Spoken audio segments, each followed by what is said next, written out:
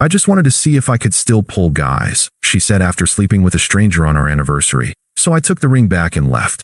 Now she's alone, and every mutual friend sided with me. Hey viewers, before we move on to the video, please make sure to subscribe to the channel and hit the like button if you want to see more stories like this. Thanks. I didn't think I'd be the guy writing one of these stories. But here we are. My ex-fiancée told me, word for word, I just wanted to see if I could still pull guys. She said that like it was normal. Like it was just some harmless, flirty detour, not something that detonated 4 years of my life. It happened on what should have been a big day for us, our anniversary. I had booked a weekend getaway. I wrote her a handwritten letter, something I did every year. There was even a little gift, nothing flashy, just a necklace with a charm shaped like the lake we took our first trip to. But she never showed up to dinner that night. She texted an hour before. Hey babe, I'm feeling kind of off today. Just exhausted. Can we do something chill tomorrow instead? That wasn't like her. Emily loved dressing up. She loved anniversaries. She used to count down to them like holidays. So yeah, I was a little thrown off. But I wasn't suspicious, not yet. I told her it was fine, that I'd keep the weekend plans open in case she felt better the next day. She sent a heart emoji and told me she loved me. 2 hours later, she was tagged in someone's Instagram story by a girl we both knew, a casual mutual. They were out, at a bar. And Emily was not dressed like someone having a girl's night. Short black dress, heels, perfect hair. She was laughing at the bar, sitting shoulder to shoulder with some guy I'd never seen before. He had his hand on the small of her back. My stomach dropped. But I didn't blow up her phone. I didn't comment. I didn't even text her. Instead, I sat there, alone in the apartment I had spent 2 weeks cleaning and decorating for our low-key night, with her favorite wine still unopened and the letters sitting on the coffee table. I didn't sleep that night. She came back the next morning at around 11. Hair messed up, hoodie half-zipped, same heels from the night before in her hand. She didn't expect me to be there. Oh, you're still home? She asked, like she walked in on me watching TV, not like she'd just ghosted our anniversary. Yeah, I said, standing in the kitchen. Didn't feel like going anywhere after you canceled. She gave a weak smile, rubbing her eyes. Sorry again about that. I wasn't feeling great. You looked fine last night, I said calmly. Saw Chloe's story. That wiped the fake sleepiness off her face in a second. She blinked. What? You were at that rooftop bar downtown. With some guy. Her face went slack. You were checking my location? I saw a story. You were tagged. Silence. She sat down on the armrest of the couch and let out this weird little laugh. Okay, look, can we just talk? I didn't say anything. I just stood there. I wasn't planning on it, she started, staring at the floor. We just started talking at the bar. He was funny. He bought us shots. I didn't interrupt. I just waited. She looked up, eyes wide like she was trying to read me. I don't even know his last name. That's supposed to make it better? No. I mean, look, I know it sounds bad, but I wasn't thinking clearly. She stood up and started pacing. I just wanted to see if I could still pull guys. I swear to God.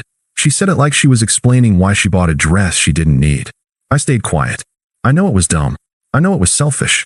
But I didn't do it because of you, she added quickly. It wasn't personal. You did it on our anniversary. I wasn't thinking about that. I just wanted to feel something. I don't know, validation, or whatever. Her voice started shaking. It didn't mean anything. But you slept with him? She froze. Did you? After a second, she nodded. Just once. No excuses. No tears. I took a deep breath and walked to the bedroom. She followed me. What are you doing? I took the ring off my finger and placed it on the nightstand. Then I started packing a duffel bag. Wait, hold on. Can we just talk about this? I zipped the bag, walked back into the living room, and picked up the letter from the table. I wrote this last night, I said. Before I saw that story. Before I knew. She stared at the envelope in my hand like it was radioactive. I'm not giving it to you. I just want you to know it existed. She opened her mouth to say something. I think she was going to cry, maybe say she was sorry. But I was done. You're right, I said, walking toward the door. It didn't mean anything. Not to you. And I left. I didn't go to a friend's place. I didn't call my brother. I didn't text anyone. I just drove. For hours. No music. No phone calls. Just the sound of the road and my thoughts spinning like a broken record. I kept thinking about that line. I just wanted to see if I could still pull guys. She said it like she was talking about trying on a jacket. Like I was some comfortable old sweater she could hang back up after playing dress up with strangers. That night, I booked a month-to-month rental through a corporate housing site. Studio apartment, basic furniture, too clean to feel like home. But I didn't want home. I just needed somewhere without her in it. I didn't block her right away. I think part of me was still in shock. I kept staring at her contact, waiting for, I don't know, an apology that actually felt like one. Not some weak excuse soaked in ego and cowardice. She texted once around midnight. Are you okay? Please talk to me. I didn't respond. Not because I was trying to punish her, but because I knew if I started, she'd twist it. Make it about her pain, her mistake, her moment of weakness. I needed distance. The next few days were brutal. Waking up in a different bed, eating fast food because I couldn't bring myself to grocery shop, watching the news just to drown out the silence. I kept thinking about all the small things I'd lost, not the big picture stuff like the ring or the condo or the anniversary trip. No, it was smaller than that. It was the inside jokes, the shared Spotify playlists, the Sunday routines, the way she used to hum when brushing her teeth. And now, all of it was hollow. I had poured 4 years into building a life with her, and she threw it away for what? A free shot from a guy at a bar? I wanted to scream, but I didn't. I went to work. I nodded through meetings. I showed up to the gym even when I didn't want to. I kept breathing. That was enough for now. The next message came 2 days later. I know you're hurt. I get it. I wish we could talk without all the pressure. You're not even giving me a chance. Still calm. Still not sorry. I didn't answer. A few hours later, she sent a photo of the letter, the one I'd left behind on the table. She hadn't even opened it. Just took a picture with the caption, I haven't read this. Should I? I turned off notifications after that. I didn't need to hear her pretend to care. A week went by. Then the texts turned sharper. You're seriously going to ghost me after 4 years? So that's it. One mistake, and you're just done. You're acting like a child.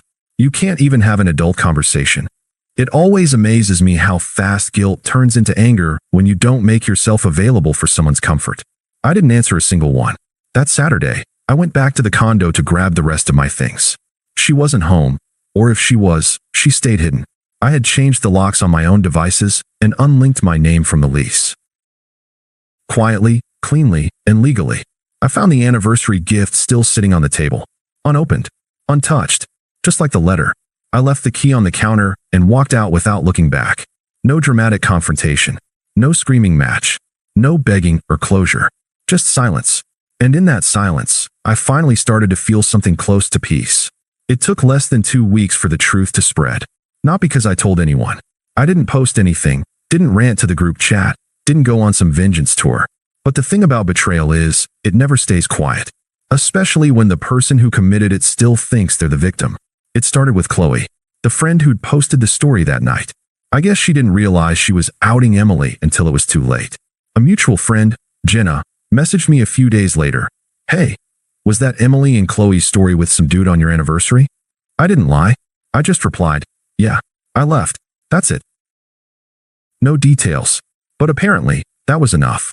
Mutuals started putting the pieces together. A few of them texted me separately, saying they were so sorry or shocked she'd do something like that. I didn't respond to most of them, not out of bitterness. I just didn't care anymore. But word got back to Emily. I know that because I got another message from her, this time a voice note. Her voice was sharp, defensive. If people are talking about me, it's because you let them. You could have just kept this private, but no, you had to make me look like a monster.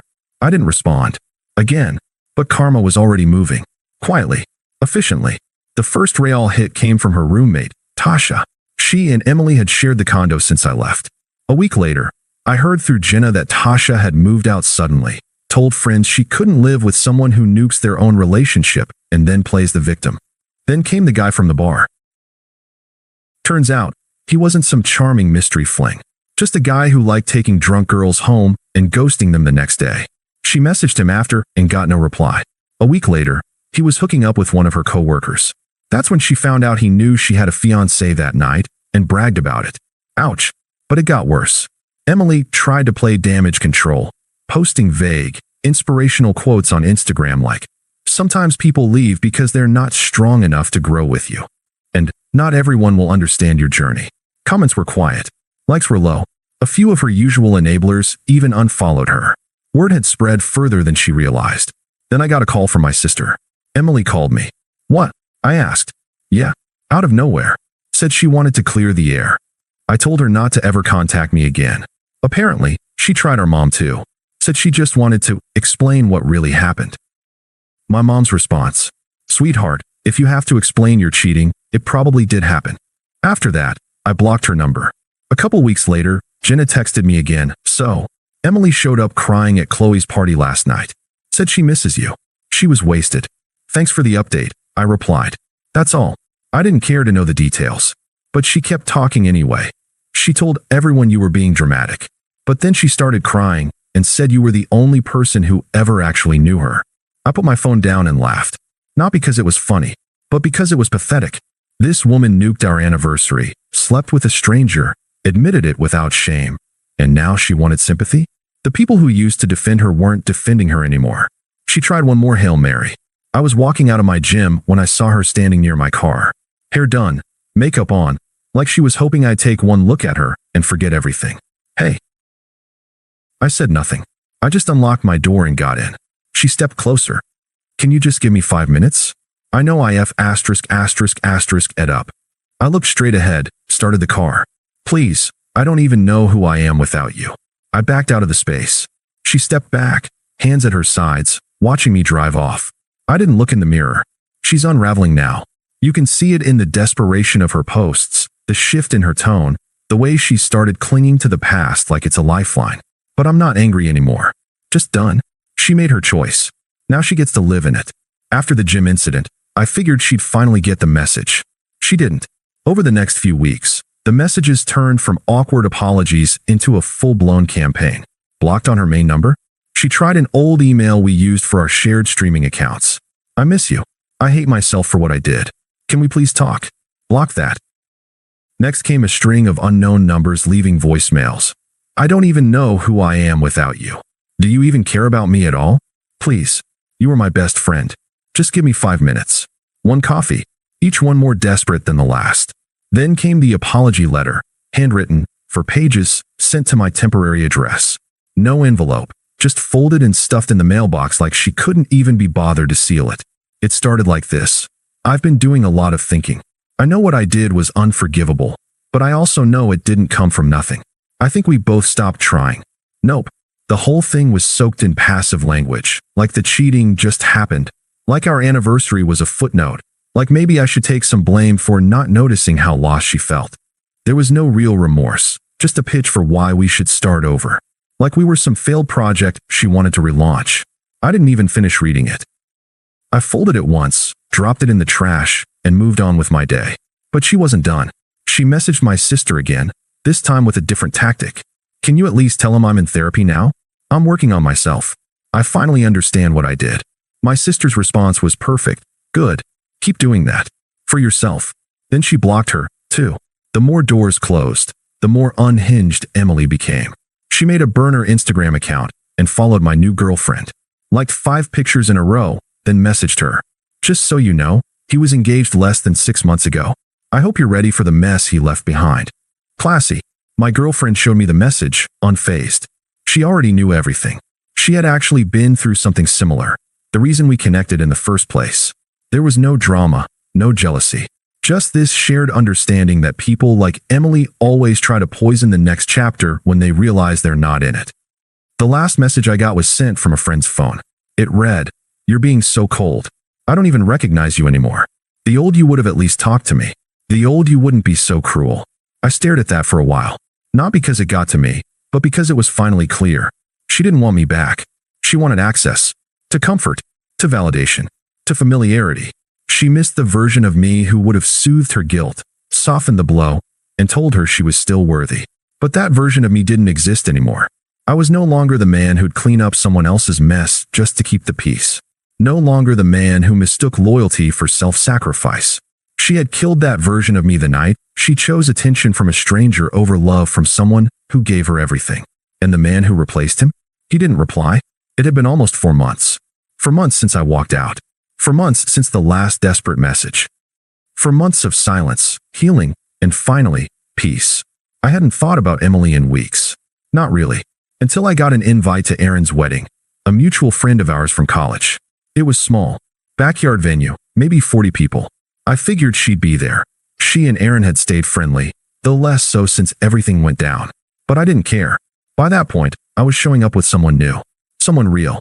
Her name was Lila. We'd met through work. She was the kind of person who didn't need constant attention, didn't post cryptic Instagram quotes, didn't treat relationships like status projects. She was funny, grounded, and best of all, uncomplicated. We weren't flaunting anything, but we weren't hiding it either. Emily saw us almost immediately. I caught it in my peripheral vision, that quick double take, the forced smile, the way her drink paused halfway to her mouth. She looked different. Not bad. Not tragic. Just like someone who had been trying too hard for too long and was starting to lose the performance. Her dress was tight, her makeup heavy, and her energy frantic beneath the surface. She didn't approach it first, just hovered, kept glancing over during toasts, through conversations. Lila noticed. That her? Yep. She's burning holes in your back. I know. Want to leave? No, I said calmly. She's already out of my life. Doesn't mean she gets to ruin the party. About an hour in, Emily finally made her move. I was refilling a drink when she came up behind me. Hey. I turned around slowly, looked her in the eyes. Hey. She gestured to Lila across the yard. So, is that serious? She's with me. That's serious enough. Emily gave a tight smile. She's different from what I expected. I tilted my head. How so? I don't know. She's just not your usual type. You're right, I said. She's not. I could see her swallow that. Her smile faded a little. You know, I've been doing a lot of work on myself, she said, softening her tone. I've grown a lot since everything. Good, I said. It was just one mistake, she added quickly. I know it doesn't erase anything. But you walked away like none of it mattered. Like I never mattered. I let that hang there. You said you loved me. She pressed, voice tightening. How do you just shut it off like that? I finally met her eyes. You told me cheating on our anniversary didn't mean anything, I said evenly. I just believed you. She blinked. Her lips parted like she wanted to fire back, but nothing came out. I kept going. You wanted to see if you could still pull guys. You did. You got your answer. And now you're upset because I'm not the one left picking up the pieces. She stepped back slightly, arms folding across her chest. That's not fair. No, I said. What's not fair is thinking love is a thing you get to test like a fire alarm and expect it to keep working after you've smashed it. She stared at me, jaw clenched, eyes glassy. I thought you were safe, she whispered. I thought you'd always be there. That was your first mistake, I said. Thinking loyalty means weakness. She looked toward Lila. She doesn't know everything. About us. She knows enough, I said. And she knows I'd never let her feel the way you made me feel that night. Emily took one long breath. Then the mask slipped. You're such a F********** ing robot now. Cold. You used to have a heart. I gave her a small, almost sympathetic smile. I had a heart. I just stopped giving it to people who treat it like a scratch-off ticket. Then I nodded once, calm and final. Take care of yourself, Emily. And I walked away. She didn't try to follow. Didn't say goodbye. She just stood there, half fuming, half crumbling, as I rejoined Lila, took her hand, and walked toward a new chapter with someone who actually valued what I gave. From across the yard, I heard one of the guests whisper to another, "Damn, that was brutal." But it wasn't. It was clarity. It was the clean break I didn't get that night she blew up our anniversary. And this time, everyone saw it. Thanks for watching. Make sure to subscribe to the channel and hit the like button. What do you think about this story? Share it in the comments.